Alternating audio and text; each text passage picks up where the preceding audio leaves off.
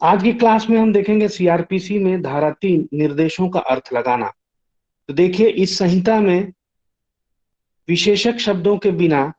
Magistrate के प्रति निर्देश का अर्थ जब तक कि संदर्भ से अन्यथा अपेक्षित न हो, महानगर क्षेत्र के बाहर किसी क्षेत्र के संबंध में न्यायिक मजिस्ट्रेट के प्रति निर्देश के रूप में लगाया जाएगा और महानगर क्षेत्र के संबंध में महानगर मजिस्ट्रेट के प्रति निर्देश के रूप में लगाया जाएगा।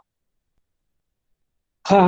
द्वितीय वर्ग मजिस्ट्रेट के प्रति निर्देश का महानगर क्षेत्र के बाहर किसी क्षेत्र के संबंध में यह अर्थ लगाया जाएगा कि वह द्वितीय वर्ग न्यायिक मजिस्ट्रेट के प्रति और महानगर क्षेत्र के संबंध में महानगर मजिस्ट्रेट के प्रति निर्देश है। ग प्रथम वर्ग मजिस्ट्रेट के प्रति निर्देश का कि किसी महानगर क्षेत्र के संबंध में यह अर्थ लगाया जाएगा कि वह क्षेत्र में अधिकारिता का प्रयोग करने वाले महानगर मजिस्ट्रेट के प्रति निर्देश है, और दूसरा है कि किसी अन्य क्षेत्र के संबंध में यह अर्थ लगाया जाएगा कि वह क्षेत्र में अधिकारिता का प्रयोग करने वाले प्रथम वर्ग न्यायिक मजिस्ट्रेट के प्रति निर्देश है। मुख्य न्यायिक मजिस्ट्रेट के प्रति निर्देश का किसी महानगर क्षेत्र के संबंध में अर्थ लगाया जाएगा कि वह उस क्षेत्र में अधिकारिता का प्रयोग करने वाला मुख्य महानगर मजिस्ट्रेट के प्रति निर्देश है।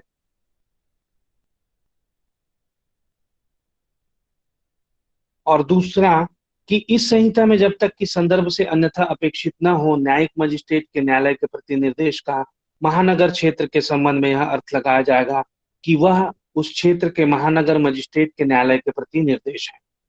तीसरा देखें कि जब तक कि संदर्भ से अन्यथा अपेक्षित न हो, इस संहिता के प्रारंभ के पूर्व पारित किसी अधिनियमिति में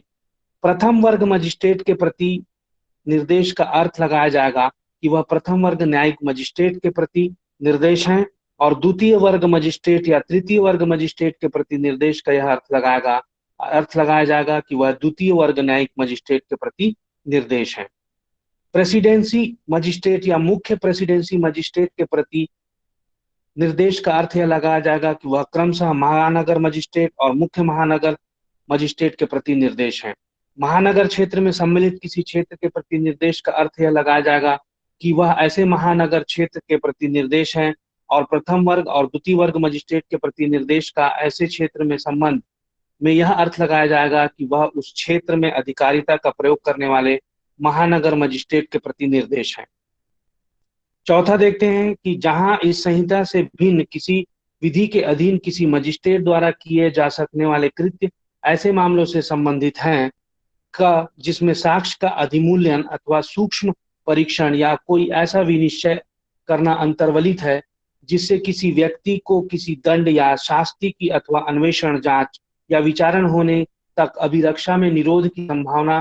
हो सकती है, या जिसका प्रभाव उसे किसी न्यायालय के समक्ष विचारण के लिए भेजना होगा, वहां वे कृत्य इस संहिता के उपबंधों के अधीन रहते हुए न्यायिक मजिस्ट्रेट द्वारा किए जा रहे हैं। या ख जो प्रशासनिक या कार्यपालक प्रकार के हैं,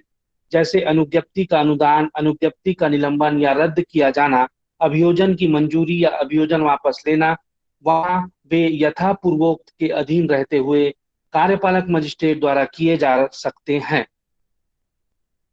अगली धारा देखते हैं, धारा 6। धारा 4 भारतीय दंड संहिता और अन्य विधियों के अधीन अपराधों का विचार।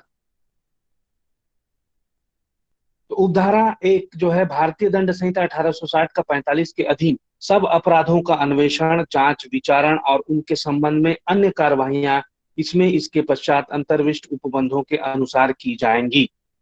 तो ये ध्यान रखिएगा इस धारा को कि ये उपबंध करती है कि भारतीय दंड संहिता और अन्य विधियों के अधीन अपराधों का जो विचारण है वो सीआरपीसी के तहत होगा, जो धारा 4 में दिया गया है। तो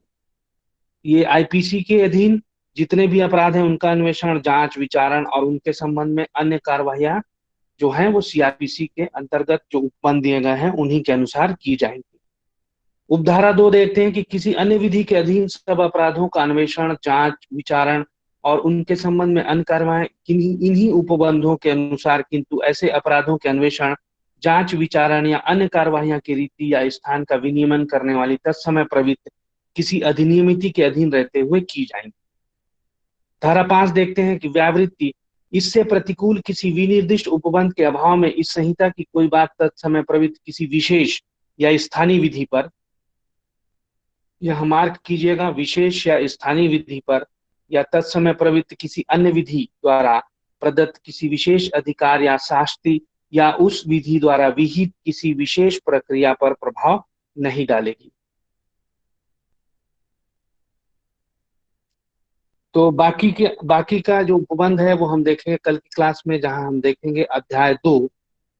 जो दंड न्यायालयों और कार्यालयों के गठन के बारे में उपबंध करता है। ठीक है हेमंत सर।